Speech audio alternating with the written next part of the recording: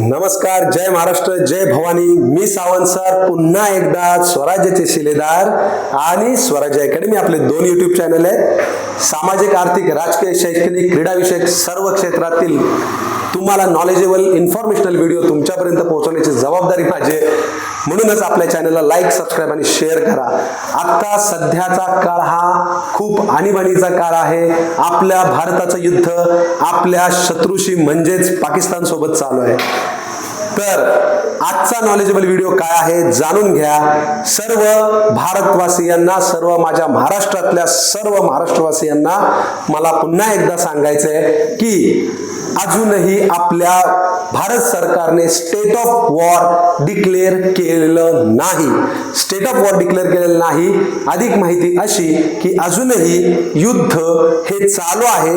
आपण state of वॉरच्या उंबरठ्यावर आहोत. परंतु नॅशनल इमर्जन्सी म्हणजेच आपत्कालिक परिस्थिती किंवा आणीबाणीची घोषणा राष्ट्रपती केव्हा जाहीर करतात त्याची माहिती मी आज तुम्हाला देणार आहे.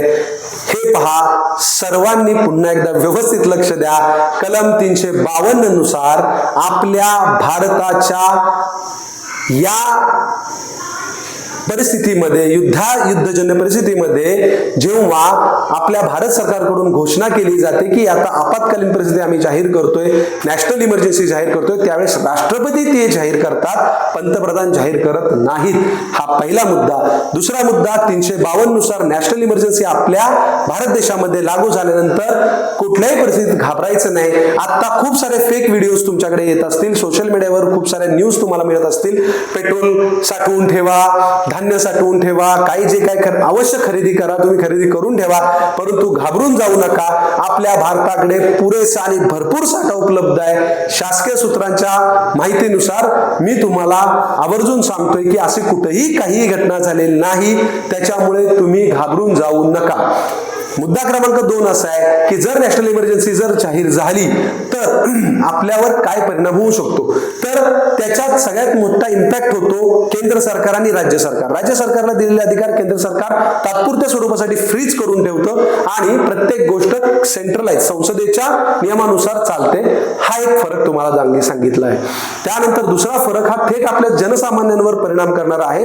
तो म्हणजे कसा आहे की आपल्या सर्वसामान्य जनतेला जर नॅशनल इमर्जन्सी घोषित केली तर पुन्हा एकदा नीट ऐका, आपल्याला काही अधिकार आपले जे आपल्या संविधानाने दिलेले ते तात्पुरत्या स्वरूपासाठी फ्रीज केले जातात. म्हणजे आपल्याला कुठल्याही पद्धतीनं कुठलंही वाक्य युद्धाबद्दल असेल किंवा अदर कोणत्याही गोष्टीबद्दल असेल तर आपल्याला ते बोलण्यास सक्त मनाई असते. म्हणजे तुम्ही कोणत्याही पद्धतीचं इनिशिएटिव्ह टॉक किंवा इमर्जन्सी टॉक अशा पद्धतीचे किंवा तुम्ही कसल्याही पद्धतीचे वॉर टॉक करू शकत नाही.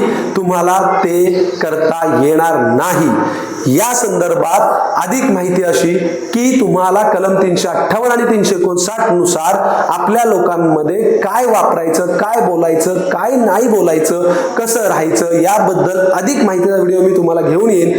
तोपर्यंत स्टे ट्यून. स्वराज्याचे शिलेदार या युट्यूब चॅनलवर नक्कीच तुम्हाला असले नवीन नवीन व्हिडिओ मिळत राहतील. धन्यवाद. जय हिंद, जय महाराष्ट्र, जय भवानी.